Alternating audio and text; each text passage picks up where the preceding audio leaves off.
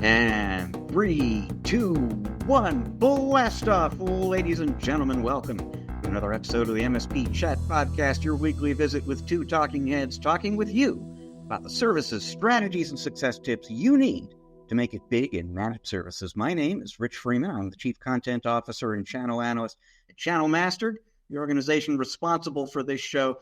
I am joined, as I am every week, by your other co-host, our Chief Strategist at Channel Mastered. We are always side by side on the show if you watch us on video, but we are literally side by side this time in the same room. Erick Simpson. Erick, what are we doing here in the same room together? Well, Rich, we are attending Kaseya Connect 24, and boy, oh boy, what a show it has been so far, and we've still got another day and a half to go. Absolutely. And you know what? Let's just plunge right into the story of the week because it might just turn out to be the story of the year. Now, there have been rumors floating around about big news Kaseya was going to announce at this conference for many, many months, at least since last October at DattoCon, when they started dropping hints, we've got something big coming, but they didn't tell folks what it was going to be about.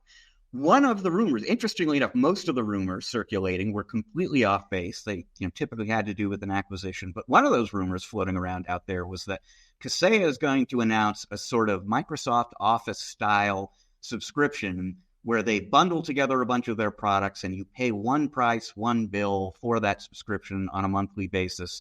And that's going to be what the big news is. And in fact, there were people who are actually kind of saying they'll probably name it Kaseya 365. Well, for all you folks out there who bought into or are responsible for that rumor, you nailed it, because the big news, in fact, was the introduction of a new offering from Kaseya called Kaseya 365. Here's where Kaseya 365, as Kaseya introduced it, actually differs from what a lot of people were predicting, though. It is not just a bundled subscription offer where they take a bunch of their existing products, put them all together on one bill for you. What they did was pull together functionality from a number of their different products. We're talking RMM, antivirus, EDR, MDR, ransomware rollback, endpoint backup. They pulled functionality from a bunch of different Kaseya products, rolled it all together behind a shared interface. They created an all-new SKU. So this is not quite a product. It's not quite a bundle of separate products either. It's a new blend of existing products. The folks at Kaseya very much liken it to Microsoft Office. It includes Word and Excel and PowerPoint, but it's a lot more than that. It's kind of a blend of those things. That's what Kaseya 365 is. But here is the truly and unbelievably disruptive thing about Kaseya 365. It is the price, because you're getting all of that functionality, which you either need and are using or should be using, for $3.99 per endpoint per month, unless you want to leave out the MDR for some reason or other, which I don't necessarily recommend. But if you don't want the MDR component of that, you can get all of the rest of it: RMM, antivirus, EDR, ransomware rollback, endpoint backup, which is inclusive of 5 terabytes of storage, by the way. You can get all of that for $1.75 per endpoint per month. These are mind-blowing, industry-changing numbers, Erick. Now, there are going to be a lot of people out there who are going to say, I need to consider more than just what I'm paying per endpoint per month for my tool set when I'm making these decisions. I want to know that I'm working with a vendor that I can trust, a vendor that's going to provide high-quality support, etc. And all of that is true. And I should say, Kaseya is well aware of the fact that people are going to be evaluating them on more than just that one basis. What's it going to cost me? So that the cost is going to be very interesting to people, but they know that people are going to be looking at other issues as well. And so one of the other things they introduced at the show here is what they're calling their Partner First Pledge, which is actually a series of different pledges designed to reassure MSPs and earn the trust of MSPs.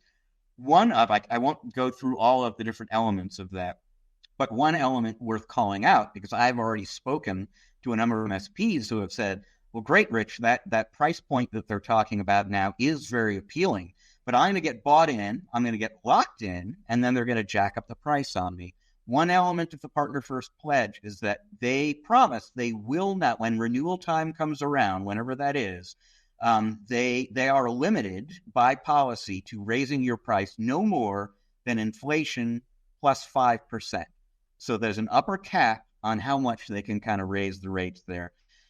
We'll see whether or not that's enough to earn the trust of the, let's face it, many Kaseya skeptics out there. But there's no getting around the fact, Eric, that pricing really, really does shake up the managed services market. And it's must, at this point in time, have all the other companies, the ConnectWises and Enables and Ninjas and the Axions and Barracudas and everybody out there who offers one of or many of those elements in the Kaseya 365 package. They have got to think about what this means for them going forward. Rich, you know, a couple of words that you used: disruptive, game changer for the channel. Yes, it's going to make everyone else that participates in any of these categories as a vendor nervous. It is very disruptive. It is ingenious in a way that, you know, I liken to a long-term vision and plan. This didn't just come up with this a year ago. Like, this has been in the making because of the way that they've taken these products and services. It involved every unit in the organization to reimagine what these different solutions do, to re-engineer them to such a degree that they interoperate better, and to create a seamless single pane of glass, you know, sorry for the cliche, folks, experience to allow the team to deploy and manage these solutions. And then the amazing, most disruptive cherry on top is to drop the price of these collective services to something that surprises everyone at this point. And Rich, I've been sitting and talking to MSPs while we're here. I've been sitting at lunch and breakfast, and I'm watching the MSPs that are here already begin calculating how much money they will save by moving to this new program. And, you know, guide me here, but my understanding is you can move from your existing subscriptions into this new program. And this is where all of this cost savings and increased efficiencies are so attractive to the MSPs here. Am I right? No, that's absolutely right. And you're going to want to discuss the specifics of this with Kaseya, but there are policies in place to make migration from whatever you're doing now to Kaseya 365 easier. And essentially, it's going to allow you to take the spend that you're doing already and just kind of move it into this new offering here. So you're not going to have to go back to your customers and, you know, renegotiate and cancel this and restart something else. It's not going to be a process like a lot of people have been through with Microsoft in the not so distant past. Kaseya has actually gone out of its way to make sure that the migration process and therefore the adoption process is a lot easier for MSPs. Again, something to get into with Kaseya directly. And I do want to call out something that you called attention to, which I think is important too, because Fred Ficola, the CEO of Kaseya, took over in that role in 2015. I have been covering Kaseya actually since before then, but the entire time that he has been CEO, and it is remarkable the degree to which it is finally apparent from the very beginning. He had a very clear strategic vision in place for what he wanted to do with this company, and the contours of that vision didn't fully come into focus until Kaseya 365 was announced. Everybody is familiar with the fact that Kaseya has been on this acquisition tear for years. Mm-hmm. You know, and everybody is familiar with how often Kaseya will talk about the fact that they have these source code level integrations among all of the technologies that they've acquired that allow those technologies to interface with one another in a way that API-based interfaces across vendors, you know, it don't make possible. Basically. So that vision has been clear for a long time. What you see now is that those were both preconditions for Kaseya 365. You can't create an offer like Kaseya 365 unless you have all that functionality to wrap together. And you need all the integrations in place for those different acquisitions to actually work as a seamless whole. They've been working on this for 9 years. They've invested massive amounts of money for it. And this was the week, basically, where they really took that first huge critical step to where I think they were going all along to shake up this industry in a profound way. Yeah, it's pretty incredible. And, where do they go from here, right? What's the next evolution? So now we're getting a glimpse into kind of the long game and the strategy, and how will the rest of the channel respond? That's what's going to be interesting for us to cover in the next several months as we continue covering this story and the response to it. Well, I happen to know what your tip of the week is going to be this week, Eric, and that's a great segue, a great lead into it. So go ahead. Yes, Rich. It's all about what we just heard this week. And the guidance here is not, it's best practices, Rich. It's what I've been witnessing now is something that, I've been preaching for a long time.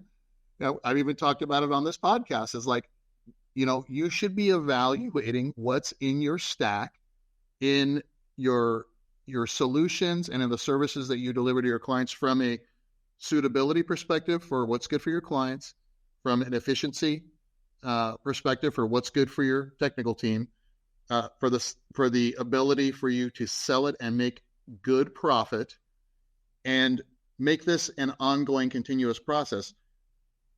With Kaseya's announcement, what I've been witnessing is partners sitting down, like I just said, and evaluating their stack right now, and even evaluating things that they are consuming from other vendors in relation to what just happened here this week. And the tip of the week here is, no matter where you are in your journey as an MSP, who your preferred vendors are, the guidance is still take a look at what's in your stack. Its suitability for today's buyers. Is it good for them, your clients? Is it good for your staff? Does it reduce and simplify the complexity? Can you make more margin and more profit? And then engage with that new solution stack moving forward, starting with new clients first, and then rolling it back into your existing client base. Don't make it difficult to try to do it all at once, but then continue that analysis and assessment. And, another thing that I think we can learn from what Kaseya did was this promise, right? This promise to the MSPs that say, hey, we're only going to raise our rates inflation plus 5%. I'm not suggesting that MSPs make that promise to their clients, but what I am suggesting is don't be afraid to increase your rates on a regular basis. I think yearly makes a lot of sense. Have a clause in your agreements that say you have the right to increase rates to match the increasing cost of doing business. I mean, I've been saying that since when I had my MSP, when gasoline prices first went, through the roof in the early 2000s, and a lot of MSPs weren't charging for trip charges, and they were losing money because they were having to drive and pay for this exorbitant amount of fuel. And I was saying then, Rich, tell your clients you're going to charge a trip charge now. It's not because of you want to make more money. It's to cover the increased cost of doing business.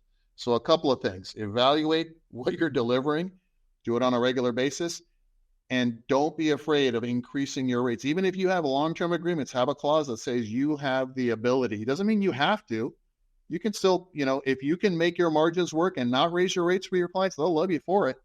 But they're not going to leave you if you're doing a great job and you've increased your rates to cover the costs of increased costs of doing business, just like your clients need to increase their costs to their customers. Everybody in our audience should be doing the assessment and the analysis of their stack that you're talking about. And they should have been doing this anyway, but they especially should be doing it now. And like you said, I think a lot of people will be motivated to do that by this announcement, because I was having lunch today at the show with somebody who can't wait to go home and figure out what am I paying per endpoint right now? I think I know. I want to know exactly. I want to know what the savings potentially could be here. So everybody should be doing that. I do predict that when they are done with that process, though, there are going to be some interesting decisions to make. I ran into an MSP I've known for many years here at the show. He's using a number of different Kaseya technologies. If he goes with Kaseya 365, he would really kind of be going all in with them. In particular, I won't name the company, but he's using a non-Kaseya MDR service right now that he really, really likes. He said, I sleep at night because I know those guys are taking care of my clients. But he's looking at that $399 an endpoint price tag and thinking, how do I make that decision? Because there's just a lot of profit that goes to the bottom line when you're paying $399, including the MDR. And I mean, you can put that money to work growing the business and so on. I don't know that there are going to be easy answers at the end of that analysis. Well, Rich, the other option is something that I've also talked about for many years is you can have an entry-level bundle of services for just trying to take market share and deliver good solutions to a segment of your client base. And then you can have the advanced, solution stack that does allow you a little bit more flexibility to include maybe some higher priced vendors in that stack because you feel that they deliver the service that you personally want to consume and deliver to clients that will pay that. So this just opens up, another opportunity to identify whether I put all of my clients, if I'm all true blue Kaseya partner and I want to put all my clients in on the stack, or am I just going to put a subset of my clients here and then reserve advanced services for higher price for an upsell opportunity or for clients that just want that level of service? Okay, well, folks, you got some work to do. Good luck with that. Get to it. This is really important for the future of your business. As for us, right now, we've got some work to do, too. We're going to take a break here. When we come back on the other side, we're going to be joined by Dave MacKinnon. He's the Chief Information Security Officer at N-able. We're going to have a very interesting conversation with him about tabletop exercises. If you're not doing those internally and with your clients, you really should be for reasons you're about to learn. Just so you know, this is an interview we recorded with Dave before the Kaseya show. So particularly if you're watching us on YouTube, you're going to know that we're not sitting in this conference room anymore. This is a previously episode, but we're going to listen and watch that now. And then Eric and I will be back in this lovely room with you after the interview to wrap up the show. So stick around, folks. We're going to be right back.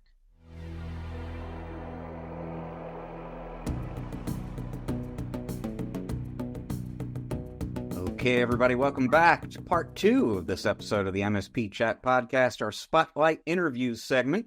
And we are joined by a very exciting guest here to talk about a topic I've been looking forward to discuss for a few weeks now. His name is Dave MacKinnon. He is the Chief Security Officer at N-able. And we're going to be talking about tabletop exercises. But before we get into that, Dave, tell folks a little bit about who you are and what you do at N-able. Sure. I'm happy to be here. Appreciate you guys having me. So Dave MacKinnon, I've been with N-able for the last 3 years. So I came on as we really spun out to become N-able.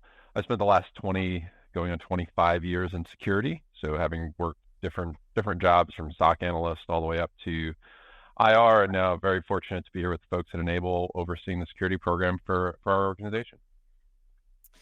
So I kind of hinted at this before. We spoke last, just a few weeks ago as we're recording this, at your partner event, at the Empower event in the Dallas area. And we did an interview about various things that you have going on at N-able. And then we were just sort of chit-chatting in the hallway there before you moved on. And you mentioned that you were going straight from that interview to a session that you were going to be helping to lead about tabletop exercises. Mm-hmm.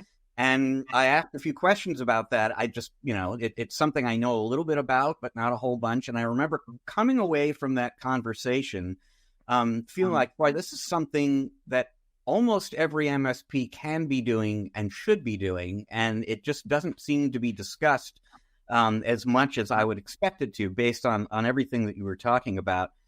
Now, there are, just as a starting point, there are probably a number of different ways to define a tabletop exercise, but just so folks know what we're going to be speaking about here, how do you think about a tabletop exercise? Yeah, so I'll keep it really simple. Think about it like a fire drill when you're in elementary school. When you're little and you're in the elementary school, they set off the fire alarm and everybody knows, you line up, you walk out the school, you go to the zone, the teacher checks in to make sure that all the students are there, and you learn that process.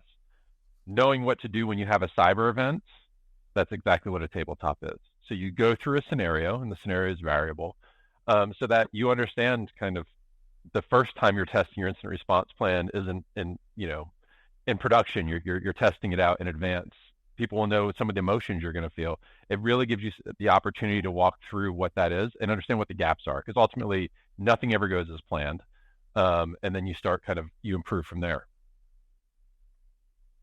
So Dave, let's talk to the MSPs in the audience, and what are the benefits of MSPs doing these tabletop exercises with their clients, and how do they usually go? I mean, it sounds to me like this is kind of a stress test of some process that is either in place or you're trying to develop. Am I in the right ballpark?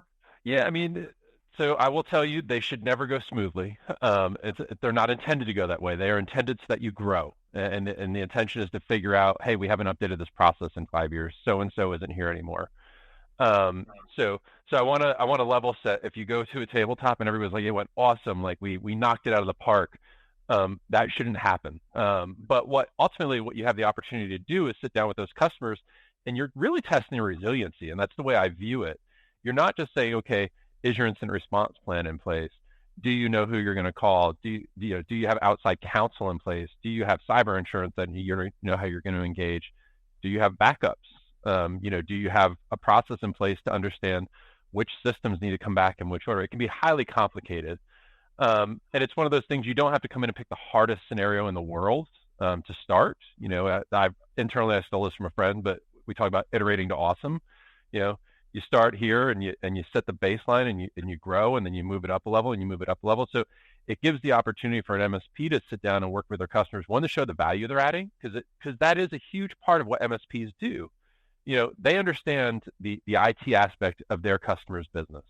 What makes them function? What are those critical systems? What services are they providing, whether it be security monitoring or EDR tools or backup or email? Take your pick. I mean, they have so many things that, in their bag of tricks. But also helping that customer understand this is the value that MSP is adding when something bad happens.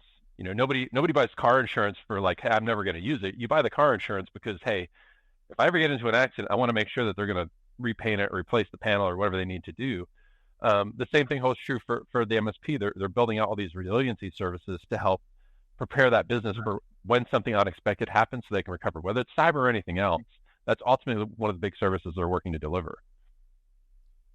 That reminds me of when I had my MSP before we sold it. We would do a lot of disaster recovery planning for clients. Now, this was in the early 2000s, so it's not the way it is today.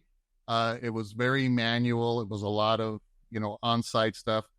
But what differentiated us from our competitors, Dave, was that we would actually include testing of that disaster recovery plan through every phase.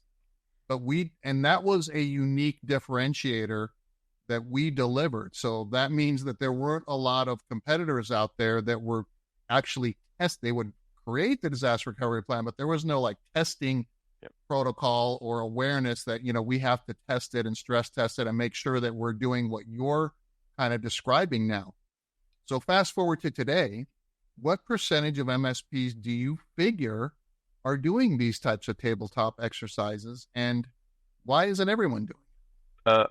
I don't know. I don't have a statistic, but I would assume it's very, very low. Everywhere I've worked, enterprise, now I'm still relatively new to the MSP space. I'm 3 years in, but even enterprises talk about doing this. Like it's, hey, we're going to test this, and then they never make the time. You never make that investment. So it's not just limited to MSPs. I think everybody, at least in my experience, has been a little bit slow to adopt these or scared. And that's the other part, is fear of what are we going to find when we test this, and how is that going to make me look? And the analogy I use internally, and I stole it from Mike Tyson, is everybody has a plan until they get punched in the face. Well, that security event is that punch in the face. Like, we need to figure out what we're going to do as an organization when we get that punch, because nobody does what you expect. Everybody reacts differently. The emotional aspect of it is there. And then when you get into like the BC for business continuity and the disaster recovery piece, I always talk about like, I want it all, I want it now. Like that, everybody's like, I want all my systems back right now. But if you're recovering from a major event, that's not the reality of what it's going to be. You have a certain number of resources, you have a certain number of techs, you have so much capacity. So what comes back first? Do you have that, like a business impact assessment completed to where you can actually figure out systematically how do you get that business online in a successful manner? Like it's hugely important to test those things, because if you get to the end, it's like, all right, we got the bad guy out. Now where do we start to recover? But you don't actually know what the most important part of your business to recover is. How much time do you lose to figuring that piece out? It's an investment up front, but the back end dividends are significant. Yeah, I agree, Dave. And there's a lot to it. When you start, with, the experience that I've had doing kind of this disaster recovery planning and things like that, I mean, there are a lot of moving parts. There are a lot of entities involved, especially if there's a breach in today's world. You could have, legal ramifications. You could have PR ramifications. You could have damage control that needs to be done along with remediation and recovery. Like there's a whole slew of things that need to be addressed. And so there's a lot of skill sets that are needed to deliver this properly, if you'd agree.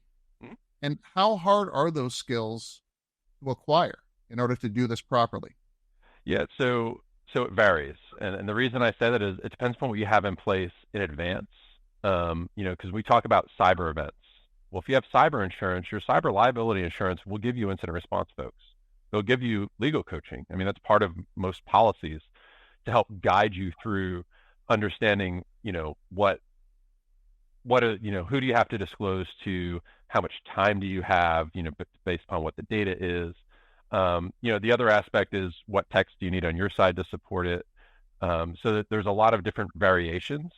It also depends upon the size of your organization. If you're an MSP with 5 tech, or let's say an MSP of 5 versus an MSP of 50 or 100, how many resources do you have at your disposal? Are you gonna be calling your friends on the phone saying, "Hey, can you come over and help like restore the system?"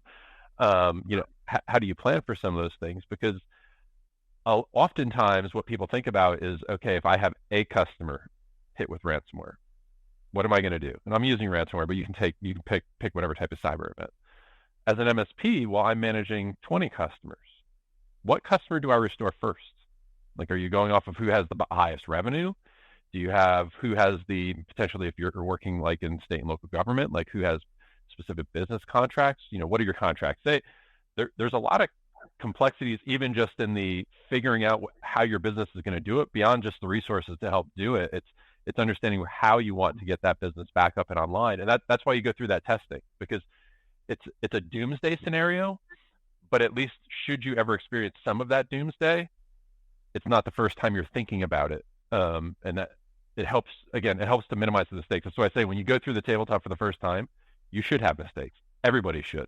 Our lessons learned is far longer than like our successes every time, because we continue to figure out how to refine our business and make it better. So, I mean, you can't obviously test an incident response plan in a tabletop exercise unless there's an incident response plan in place. So that's kind of a prerequisite, and you should have one for each of your clients if you're an MSP anyway. And obviously creating those is a revenue opportunity for MSPs. Is the testing process, the tabletop exercise, usually a revenue opportunity as well? I could see it both ways. I'm not the finance guy, so like I'm the tech geek who loves to be in data and do fun stuff. But I look at it from the outside in. I know what we pay every year for our tabletop exercises. We pay a third party a significant amount of money to help put these things on. And that's something that we plan for. I put it in the budget every year. It's never going to go away. For policy, we do twice a year.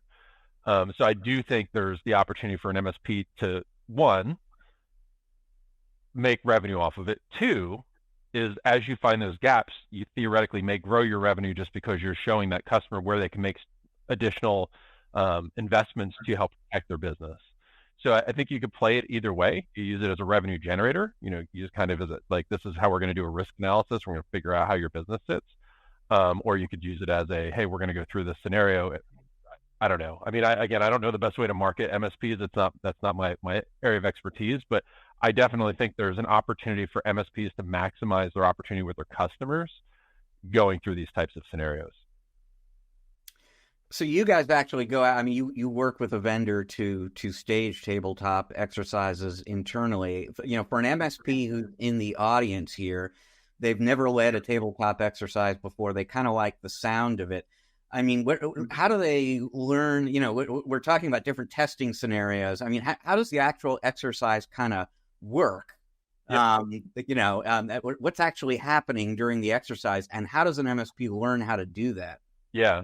So there's a few answers to your question. So I'll start with, how do you start? Because that's probably the most important piece. And there's tons of free resources out there for MSPs to help build this. CISA has them, CIS has them, number of other folks have these foundational packages that they put out that you can use as your starting point. And it discusses, what are the rules of engagement? It has scenarios pre-built for you. It also has communication templates that you can work inside of your business to explain to people the what and the why.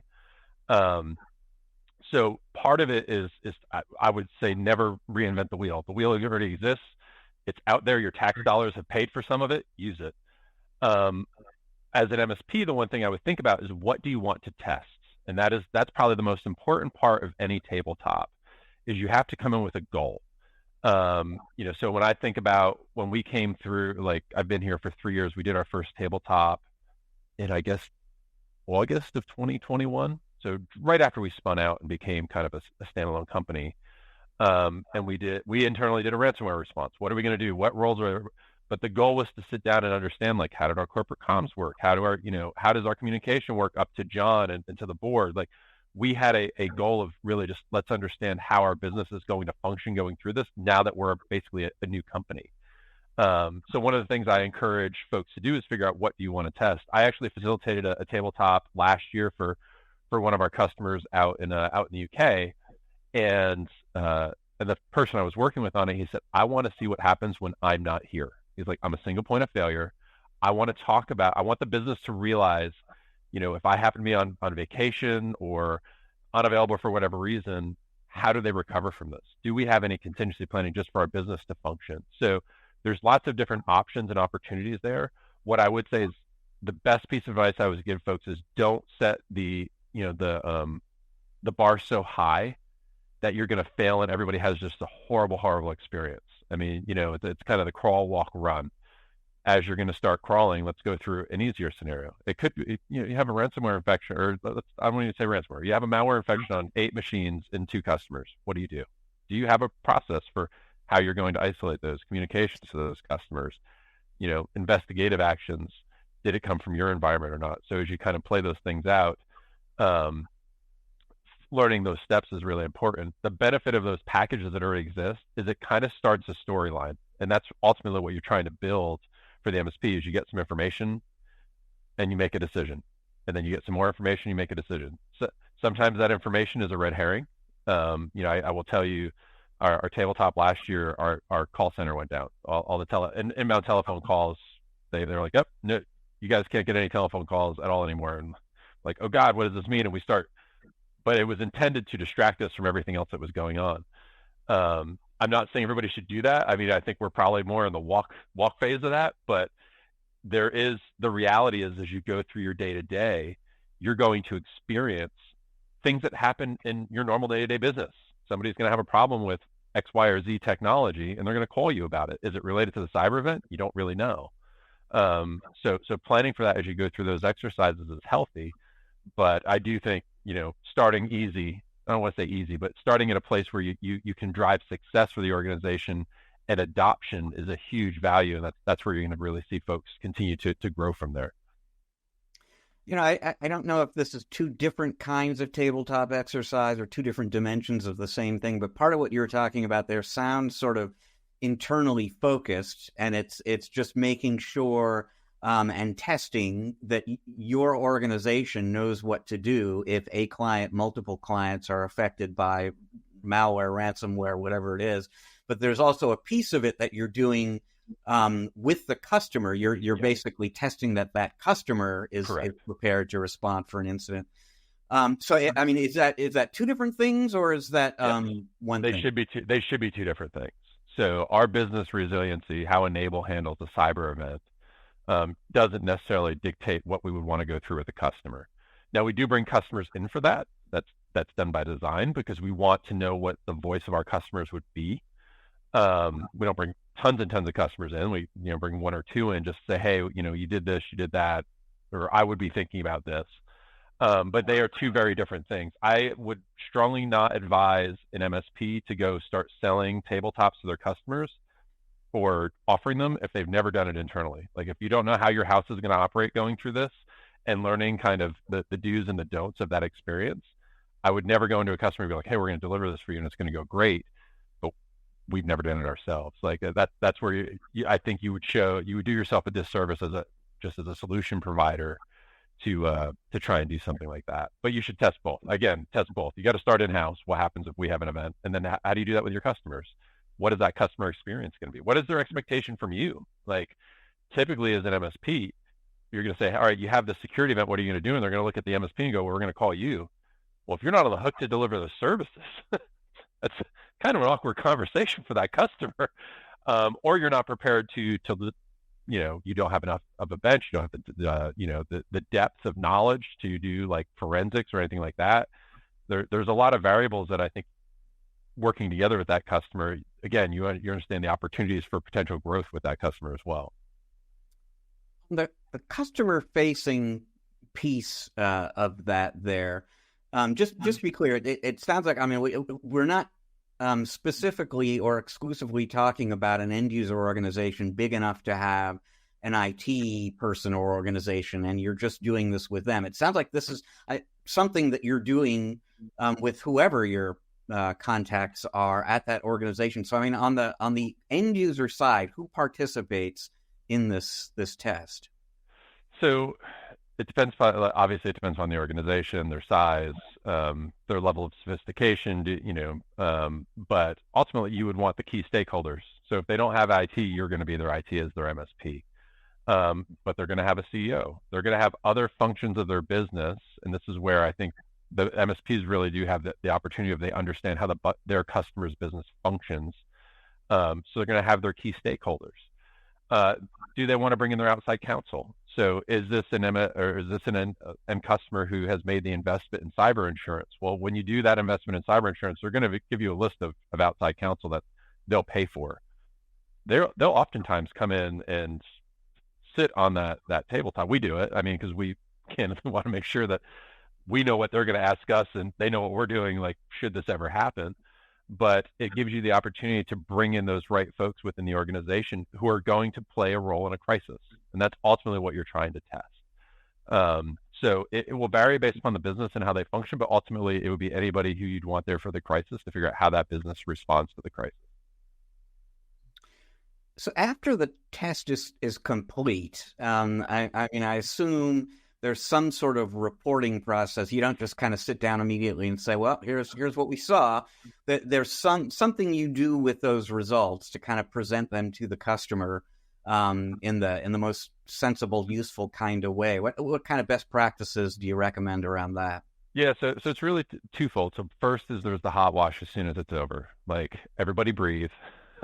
It's been a very stressful moment. Like, because it's a very emotional experience. Like, you're going a million miles an hour. You're worried about all these things happening, but it gives you a chance to sit down and think about what were your wins, and that is important. Like, I get that everybody talks about, oh, we did this wrong, we did that wrong, but looking at how what your business did well, I think is extremely critical. Like, an example I'll give you for us, and which I think we may have actually been talking about this when we were at Empower.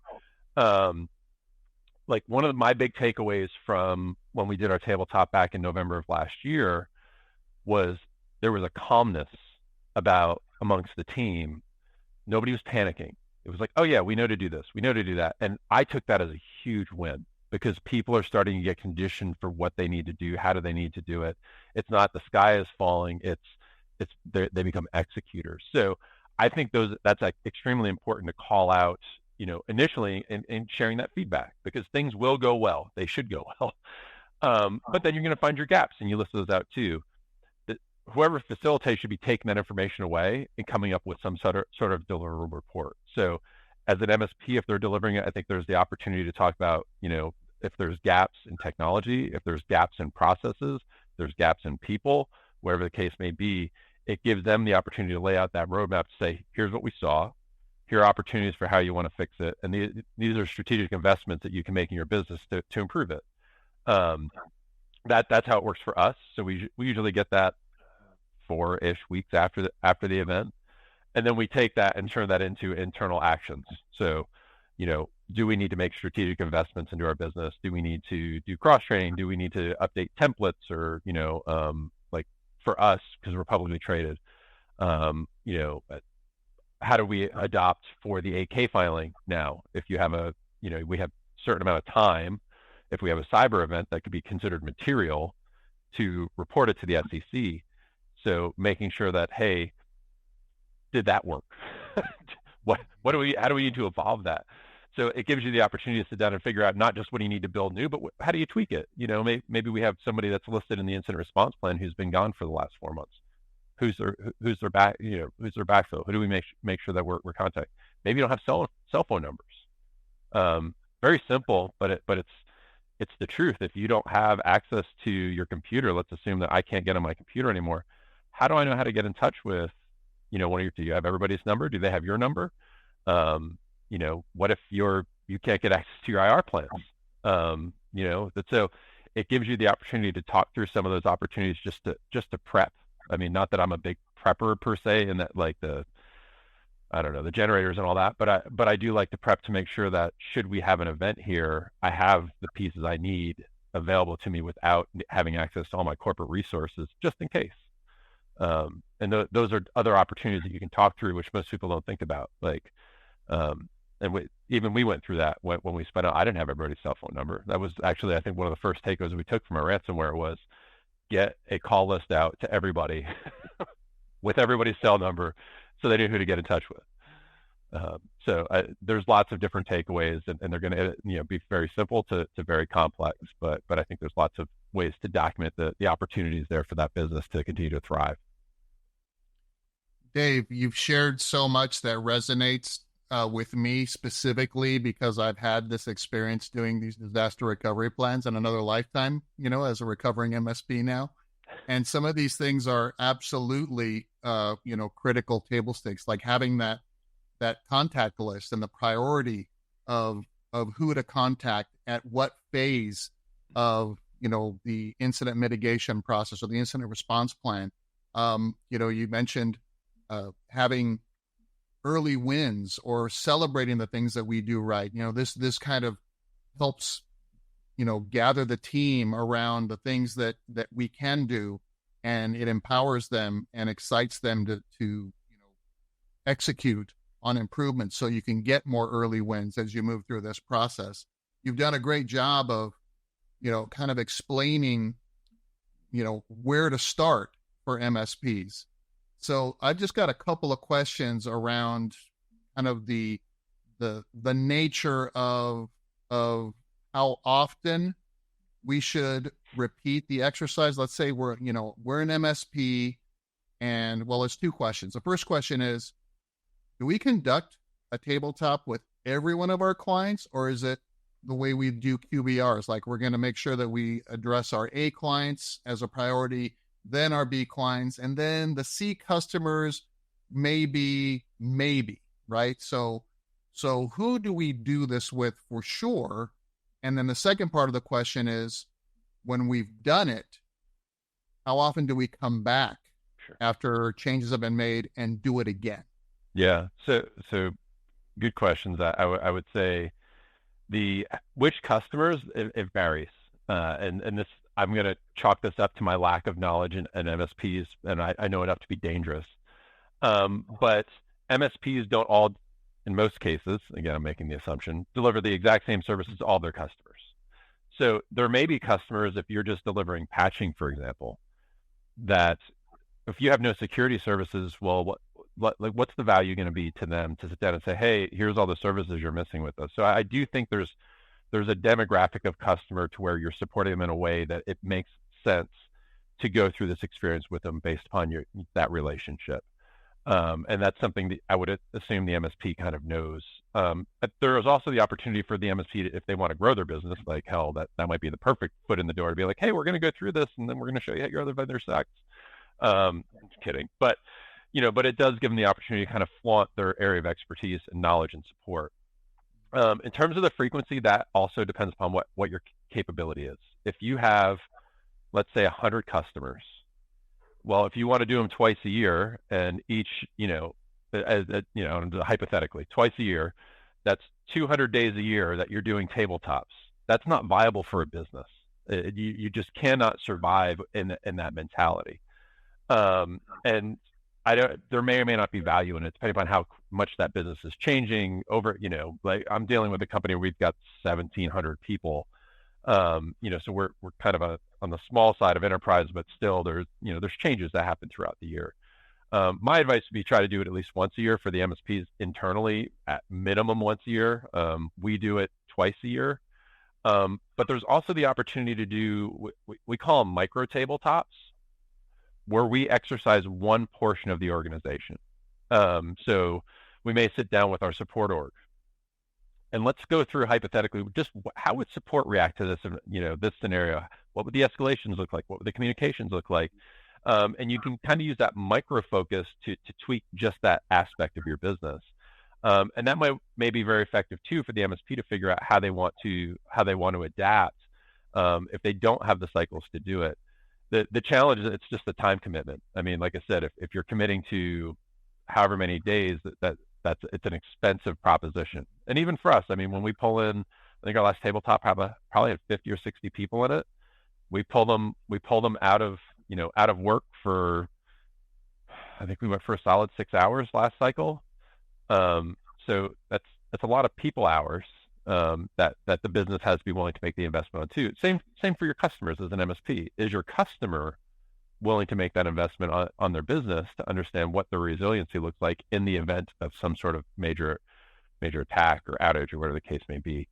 So I don't know that there's a perfect scenario. I will always encourage somebody to do it at least once a year. I mean, it's kind of like it's like changing the batteries in your smoke detector. Like you got to just do it. You do it whether you do it. I would say it used to be daylight savings. We changed that all around now, so you can't do it the same. But I do think there's health in testing those things, because when you need them, if they're out of date or nobody knows where they are, nobody knows how they work or anything else like that, you're already a leg down, and you're already in an environment that's high stress, chaotic, panic stricken. Like you have all the emotions that come with it.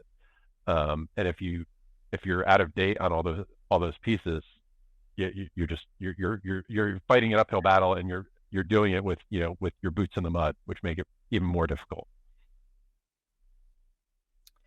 Yeah, it's really interesting, Dave, as we're talking about this. This conversation has really underscored for me how wise it is for everyone in the audience here to be doing these exercises, both internally and with their customers, because I'm just thinking about, like you said, particularly the first time you do it, there will be problems. And man, the last time you want to discover those problems is in the middle of an actual incident or crisis. I get chilled a little bit just kind of thinking about that. And so, yeah, boy, the fire drill for sure. Figure it all out in advance so that you're that much better prepared for what is going to be a difficult, stressful situation one way or the other when and if it happens. Well, thank you so much for joining us, Dave. For anyone in the audience who wants to follow up, get in touch with you, learn more about you, where would you point them to get more information? Sure. So obviously we have lots of information on the Enable Security page. I post on LinkedIn, probably not as much as our marketing folks would like, but I'm definitely out there on LinkedIn. And if they have specific questions, they can always hit me up at enable.com. It's just David MacKinnon. If they have specific questions, I think I can help them out with. Okay. Dave MacKinnon, Chief Security Officer at Enable. Thank you once again for joining us here. Very informative, interesting stuff. Folks, Eric and I are going to take a quick break here. We'll be back in just a moment. And when we are, we'll share a few final thoughts about this conversation. Maybe have a little fun, wrap up the show. So stick around. We are going to be right back.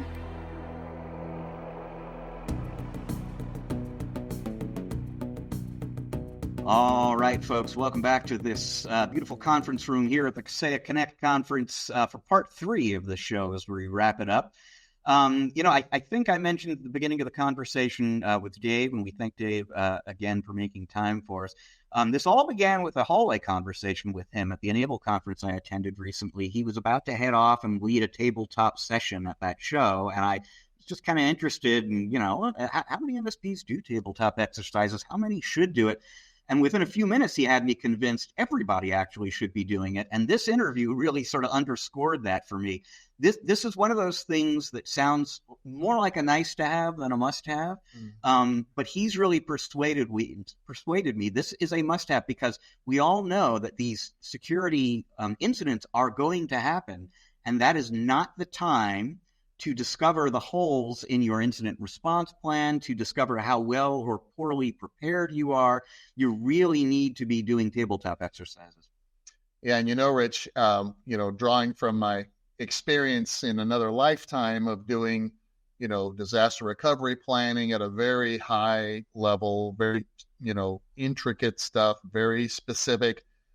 What interested me was kind of the term tabletop exercise. It made it sound so like non-threatening, right? Because there's a whole sales process and a mentality that someone has to come to terms with, to say we're going to do disaster recovery planning and we're going to test it and we're going to do all this stuff. And I remember the clients that we sold those services to, they paid a lot of money for it because it was mission critical, business critical stuff. But when you say, hey, let's have a tabletop exercise, Rich, and let's eat this elephant one bite at a time, and here's where we're going to start, and here's how we're going to do these things, I think it makes it a lot easier for someone to say yes to, and to not feel like overwhelmed with, trying to figure out how much work this is going to be, because it still is the same amount of work. You're just presenting it in a different way and following a structured agenda that allows everybody to get through it in a very structured manner. So I like that. I'd never heard that term before used in this particular way. So that's a bonus tip of the week, folks, for you. Here's how to broach the conversation: is position it as a tabletop exercise. It's a non-threatening way to get started. But also make sure you notice what Eric was saying. This is a big ticket item. That the whole disaster response or preparation process. It's very, very important for the client, but it's actually a great business service and business opportunity for the MSP as well. Well, folks, that leaves us with time for just one last thing on this episode of the show, and it comes to us from Newberry, South Carolina. Eric, we are here in spring of 2024. 2024 is an unusual year in that we are actually already experienced a so-called double bloom of cicadas. Now, I happen to live in a part of the country where that's not going to be a big issue. I think the same is true for you, but there are a lot of folks in the audience who, if they're not enjoying company of cicadas already, that this will be coming their way soon.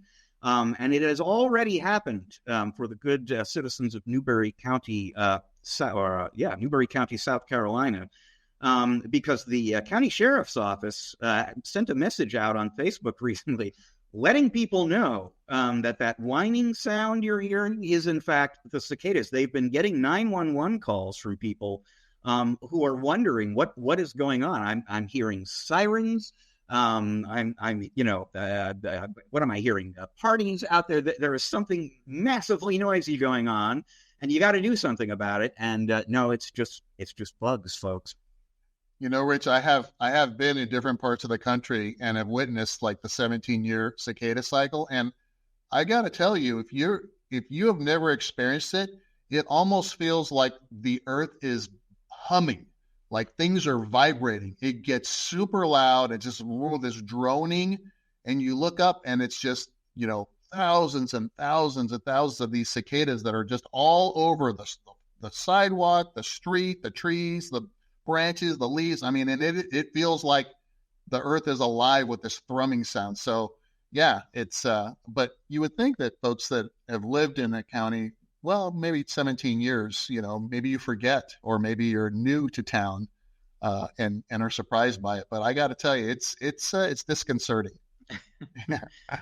Maybe just keep the cicada possibility in mind before dialing 911, folks, because that could be the noise that you're experiencing out there.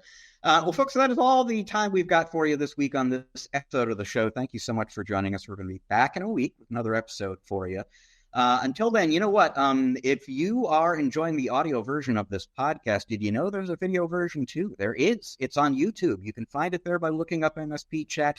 If you're watching the YouTube version, but you enjoy audio podcasts as well, go to wherever it is you get your shows, because you're going to find MSP Chat there too. However you find us, audio, video, both, please subscribe, rate, review. It's going to help other people discover the show, and we very much appreciate that. This program is produced by the great Russ Johns. He is part of the team at Channel Mastered. He would be happy to produce a show for you, too. In fact, there is a lot of stuff that Channel Mastered can do for its clients. If you want to learn more about Russ, but you want to learn more about Channel Mastered and all of our services, go to www.channelmastered.com. And you know what? We've got a sister company called MSP Mastered that works directly with MSPs on growing their business. You can learn more about that organization at mspmastered.com. So once again, folks, we thank you for joining us. We'll see you again in a week. Until then, please remember, you can't spell channel without MSP.